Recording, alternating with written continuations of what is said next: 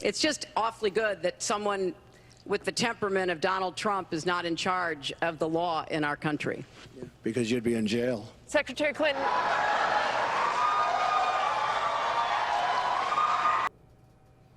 Okay.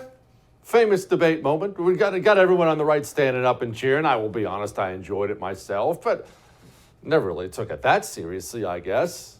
Maybe I should have, though, because we have these latest Durham findings, and man, did Hillary Clinton's campaign really infiltrate Trump Tower and the White House itself? What can we do about things like this? Joining me now, former representative from Georgia, also ranking member of the Judiciary Committee. I need to point that out. Doug Collins, Congressman. Okay, now locker up was fun fodder for the campaign trail and rallies and things like that, but you'll have to forgive me if the opposing party is infiltrating the White House.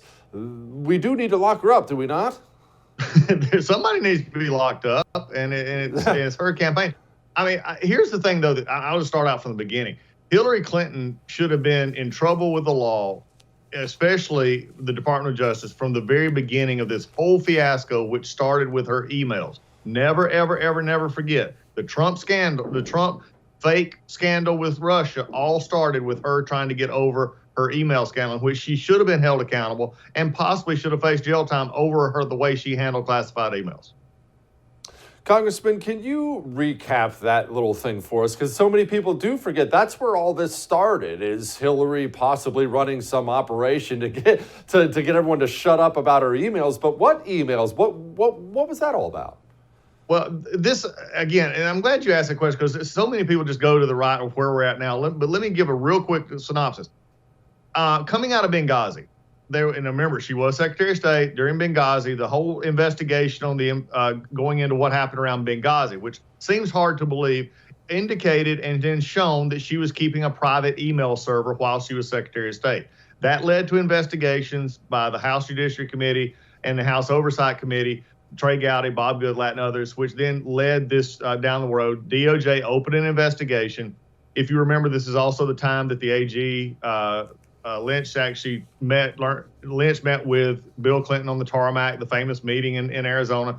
And then a few days later, Comey comes out and says no regional prosecutor would prosecute her for this, which is bull. It should have been.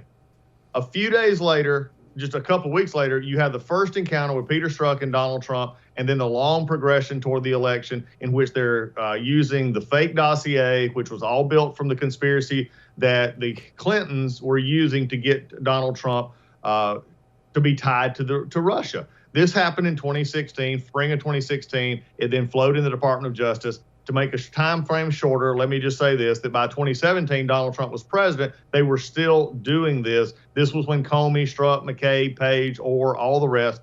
And then it leads to spring of 2017 and when Robert Mueller was appointed special counsel. That's a long period of time, but it all goes back to Clinton. And remember, we know that the Biden-Obama White House knew about this because we have released documents showing that the intelligence community actually briefed them about what she was planning to do.